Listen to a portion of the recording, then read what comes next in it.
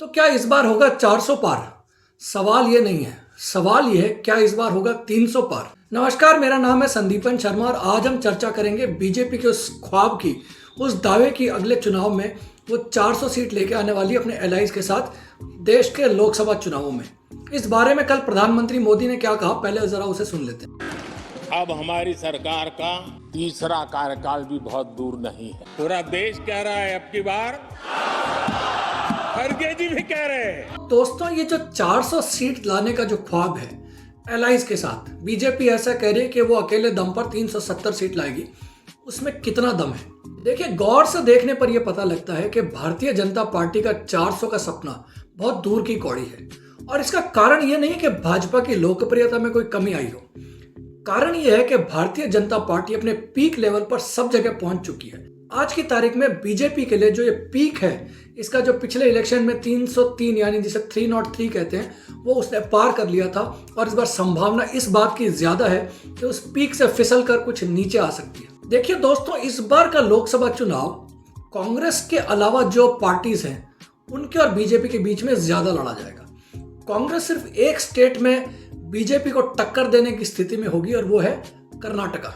और इस पूरी टक्कर में 3 स्टेट्स बड़े इंपॉर्टेंट है। नंबर 1 है वेस्ट बंगाल, नंबर 2 है बिहार और नंबर 3 है यूपी। और थोड़ा बहुत खेल खेला जाएगा तेलंगाना, आंध्र प्रदेश और शायद उड़ीसा में। देखिए, जैसा कि आप जानते हैं, आज की तारीख में भारतीय जनता पार्टी के पास 303 सीट्स लोकसभा में है। वो सीट्स उसने राजस्थान, मध्य प्रदेश, गुजरात, छत्तीसगढ़, हरियाणा, दिल्ली, यूपी और बिहार में करीब करीब जितनी सीट्स अवेलेबल थी उनको जीतकर उसने वो आंकड़ा 303 तक पहुंचाया। हाँ, लेकिन गंवाने को भारतीय जनता पार्टी के पास बहुत कुछ है। और सबसे ज्यादा गंवाने की स्थिति आज कहीं लग रही है तो हमारे ईस्ट में, यानी वेस्ट बंगाल में। वेस्ट बंगाल में आप जानते हैं दोस्तों, ममता बनर्जी ने पिछले विधानसभा चुनाव में 48% वोट शेयर के साथ विधानसभा में भारतीय जनता पार्टी को धराशायी कर दिया था।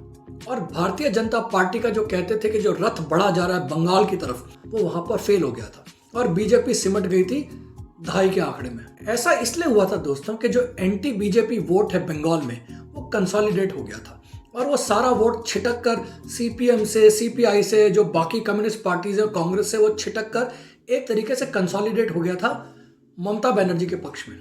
कमोबेश वही स्थिति आज की तारीख में बंगाल में है।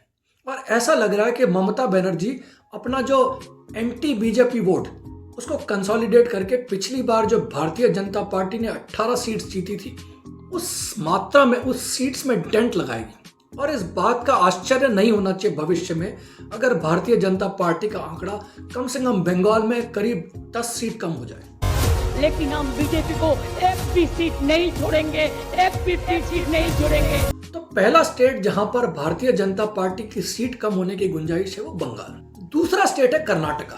और कर्नाटका इसलिए कि पिछली बार जब लोकसभा चुनाव हुआ था तो बीजेपी ने वहां करीब करीब सारी सीट जीत ली थी। लेकिन इस बार स्थिति थोड़ी सी उलट है। पहली बात तो है कि वहां कांग्रेस ने चुनाव जीतकर अपनी स्थिति कुछ मजबूत की है और वो इस पोजीशन में आई है कि वो बीजेपी से टक्कर ले सके। अब उस टक्कर में भारतीय जनता पार्टी कितनी सीट गंवाती है तो भविष्य ही बताएगा। लेकिन भारतीय जनता पार्टी को कर्नाटका में भी गेन करने को कुछ नहीं और लूज करने को ज्यादा है। 2 और स्टेट्स की हम बात कर लेते हैं। एक है बिहार, दूसरा है उत्तर प्रदेश। बिहार में जैसे आपको मालूम है, पिछली बार बीजेपी और उसके एलाइज जिसमें नीतीश कुमार जो कभी आते हैं कभी जाते हैं शामिल थे, उन्होंने 40 में से 39 सीट जीती थी और 1 सीट मिली थी कांग्रेस को। तो वहां पर भी भारतीय जनता पार्टी के पास पाने को कुछ ज्यादा है नहीं। लेकिन बिहार में प्रॉब्लम यह है कि जो पिछला विधानसभा चुनाव हुआ था उसमें लालू प्रसाद यादव की पार्टी ने भारतीय जनता पार्टी और नीतीश दोनों को कड़ी टक्कर दी थी। और करीब करीब लालू प्रसाद यादव के बेटे तेजस्वी इस पोजीशन में आ गए थे कि वो स्ट्राइकिंग डिस्टेंस पे थे सरकार बनाने को। अगर उसी तरह की स्थिति इस बार बिहार में कुछ रहती है और नीतीश का ग्राफ चूंकि लगातार कम होता जा रहा है और इस बार ये संभावना थोड़ी कम है कि नीतीश कुमार माइनॉरिटीज के वोट ले सकें, और चूंकि लालू प्रसाद यादव और उनकी पार्टी इस कोशिश में लगी है कि उनका जो पुराना वोट बैंक हुआ करता था पिछड़ों का, उसको संगठित किया जाए, तो यह संभावना भी बनती है कि बिहार में भी कुछ सीट्स का नुकसान भारतीय जनता पार्टी को हो सके। उत्तर प्रदेश में भारतीय जनता पार्टी ने अपने पीक पर यानी कि जो 2014 का चुनाव हुआ था उसमें जीती थी 73 सीट्स। ये उसका पीक था। हालांकि उसके बाद भारतीय जनता पार्टी का वोट बैंक वहां पर बढ़ा, लेकिन पिछले चुनाव में चूंकि बहुजन समाज पार्टी और समाजवादी पार्टी ने मिलकर वहां चुनाव लड़ा था, तो भारतीय जनता पार्टी कुछ सीटें वहां पे गंवा चुकी थी। लेकिन उसके बाद स्थितियां धीरे धीरे उत्तर प्रदेश में भी बदली हैं।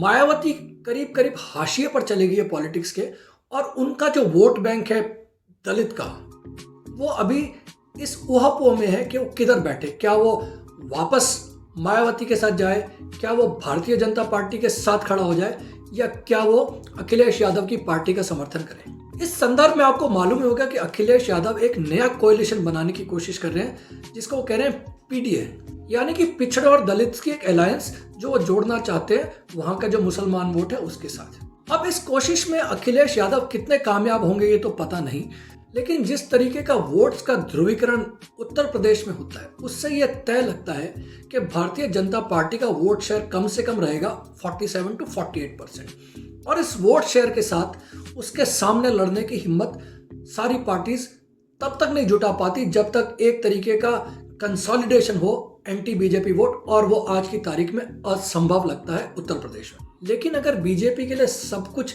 उत्तर प्रदेश में सही बैठता है तब भी बीजेपी के लिए ज्यादा वहां पाने की गुंजाइश है नहीं।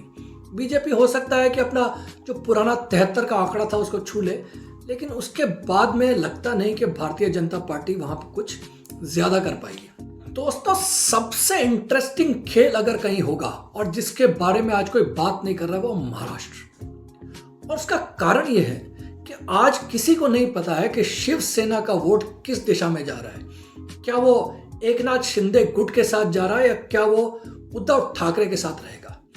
और अगर उद्धव ठाकरे अपना वोट बैंक कायम रखने में सफल होते हैं और अगर वो 80% वोट भी अपना अगर वापस क्लेम कर लेते हैं तो भारतीय जनता पार्टी के लिए महाराष्ट्र में बड़ी मुश्किल हो सकती है। इसका कारण ये है कि जो शिवसेना का 18 से 20% वोट होता है वो जुड़ जाता था बीजेपी के साथ, और उस वोट के जुड़ने के कारण बीजेपी और शिवसेना और उसके जो छोटे मोटे एलाइज हैं वो टक्कर देते थे एनसीपी और कांग्रेस के अलायंस को। लेकिन अगर ये वोट छिटक कर बीजेपी से दूर जाकर कांग्रेस और एनसीपी के अलायंस में जाकर जुड़ जाता है तो बीजेपी के लिए मुश्किल होगी। और इसी मुश्किल को ध्यान में रखते हुए बीजेपी काफी समय से महाराष्ट्र में तोड़ फोड़ और जोड़ तोड़ की राजनीति करती आ रही।